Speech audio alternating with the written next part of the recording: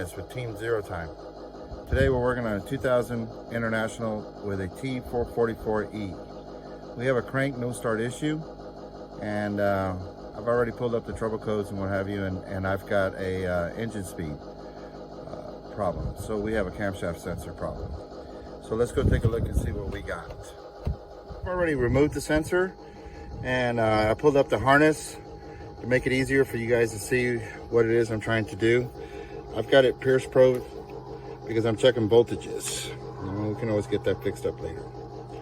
So what I want to do is test to make sure that we have proper voltages. You know, we need a 5-volt reference supply, we need a good ground, and we need a signal. So we're going to start with our 5-volt reference. All right, so currently I'm at my signal. Well, we'll start with the signal first. I'm connected to my signal wire. Disconnected, I should see 5 volts. And if you look, I've got 5 volts. And that's a good thing, okay?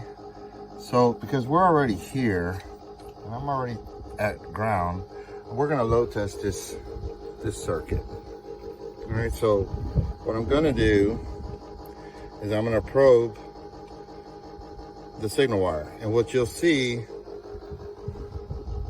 is that the voltage will drop down to 0 or near 0.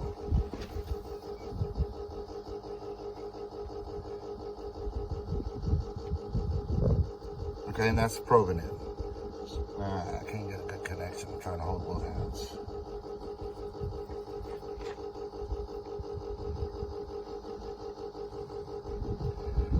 Okay, so that tells me that circuit is good. We just load tested it. So we're going to do the same to the 5-volt reference, and we're going to do the same thing to the ground.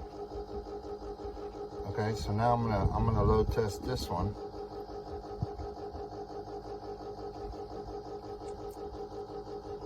Same thing. We're gonna go. It's gonna be the center one. So we're gonna probe it, and we're connected to ground on the test light, and we should see that it's going to hold. You can see we don't have any changes, any real changes anyway. I'll make sure I got a good connection.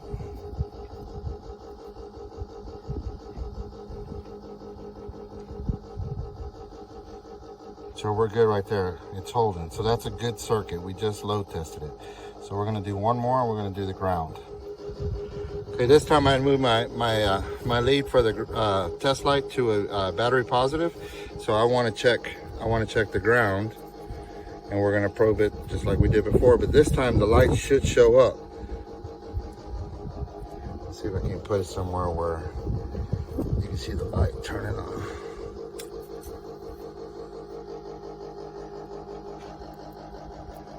See, as you can see, the light showed up. So now we load tested the ground. So our circuit is good. So now what we're going to do is we're going to test the sensor. So I've got the sensor plugged back in, but you can see I got 4.99 volts. It should be pulled down to near 0.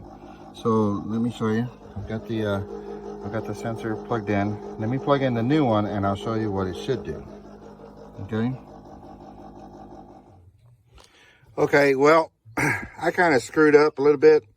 I was going to show you what that sensor looked like after I got it connected to new sensor. We saw the old sensors at it was at 4.99 volts, and the new sensor, well, when you plug it in and it's not, you know, not installed, just plugged in, we're at 0.050 volts. Okay, so what we have is a pull-up design, pull-up circuit. So what happens is when that magnet is near ferrous metal, you know, and that ferrous metal enters the magnetic field, it's going to go up to 5 volts.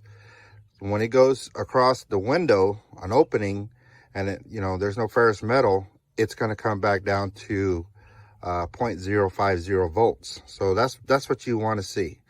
If you're checking with your ohm meter, you plug it in, you should see 0.050 volts around there. Okay. I can't show you that because I've already got it installed, and I didn't want to take it back out again, and I didn't realize I didn't get that capture. So I am hooked up at the ECM. The reason I can't show you that is because the odds of me being on that window is pretty slim to none. I have to turn the crankshaft slow and find that window to show you that. So anyway, I wanted to show you that it is running, it is working. All right, so what we did was we took a capture. I don't know if you can see that in the... So you see my signals. I mean, I got my crankshaft signals and they're really good. So we're pulling down to 5 volts. So when we cross that window, we're down to 0 volts. When we're on ferrous metal, we're up to 5 volts. Now the red trace, that's the yellow trace. The red trace, that's the injector. So when the injector number 1, I'm in injector number 1. So that's the signal for the injector, and you can see that they're pretty consistent. Okay. So let me see. Let me try to move it around to see if I can't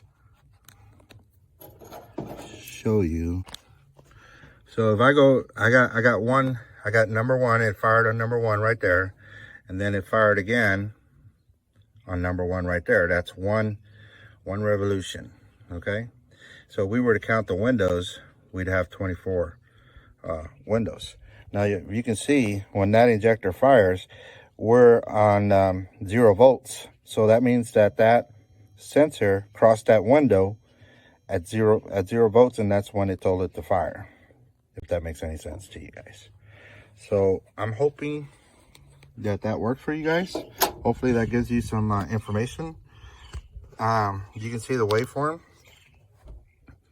If you got something like this, you can see the waveforms. You can see, you know, the differences, right?